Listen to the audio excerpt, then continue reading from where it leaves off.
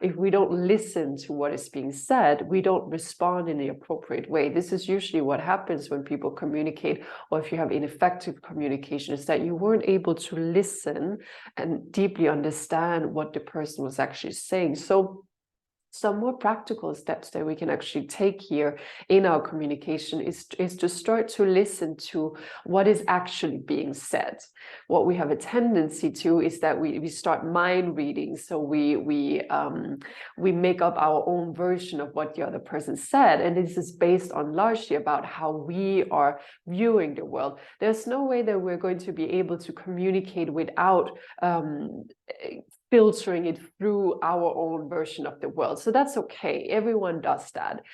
So in order to not kind of just make assumptions about people or what they're trying to say, we want to listen very carefully. And this can be a very interesting exercise. And I encourage you to do that throughout the next week, maybe the couple of weeks that are following, that I encourage you to actually listen to when someone says something, then be very mindful of it. So there's a really good analogy here that I want to use because it's very effective. There is a sentence, for example, a man saying, I don't know if I should stop beating my wife. And you're thinking, okay, so what about that sentence is true? Well, we know that there's a man.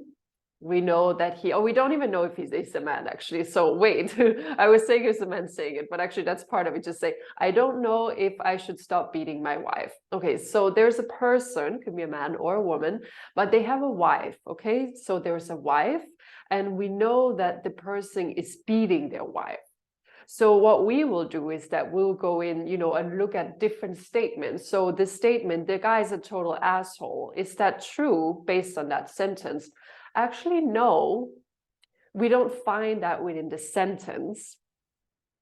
And then the other thing is then that do we actually know what he's beating her, how he's beating her?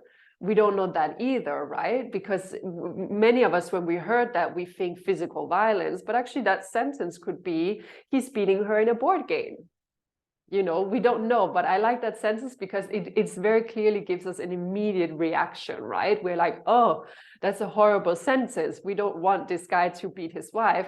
Well, one, we don't even know if it was a guy. I said that, so that was on me. But also, we don't really know what he's beating her in. So this is where communication, if we start to listen, we become better communicators because then we start asking questions. We start to confirm understanding. And this is part of the Aquarian principles of communication, which we'll also cover in these class series. But one of them is to listen with all channels, basically listen with all channels open and confirm understanding. So when we learn to listen, meaning that we take whatever the person's saying and we look at what is their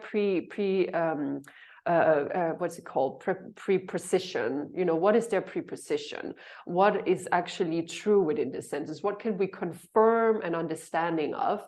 And then where can we ask questions? So already, if you feel like you maybe have a hard time communicating with people, you don't know what to say, for example, there can be many reasons for this, but one way where it can be a key that can be very easy is just you start listening to what are people saying, and then you just ask questions. So for example, if someone came up to me, and in this case, I would, I guess, know if it's a man or woman in the time we're now, who knows? But I would come, there would be a person come up to say, maybe and say, oh, I don't know if I should stop beating my wife.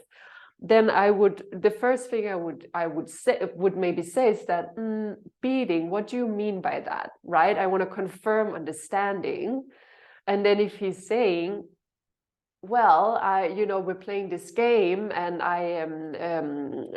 she gets really upset when I win. So I don't know, maybe we should just stop playing that game. I'll be like, okay. So I confirmed understanding. And now I know that he's not physically beating her. Or, this is just, a stupid example, but it's very powerful because it's one that we have an emotional attachment to. And it's one that is very easy to create judgment around. So I will confirm understanding, and I'll start asking questions to find out more about the person.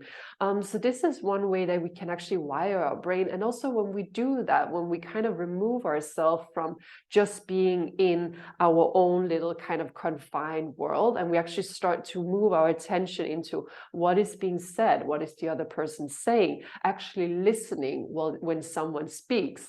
You can start practicing chanting a mantra when someone speaks, for example. This will enable you to, instead of come up with your own chatter or start to decipher what is being said, you just listen and you hear, and then you go in. And if you need, a good habit to kind of have is to take very, very deep breaths. So you just take a deep breath before you answer.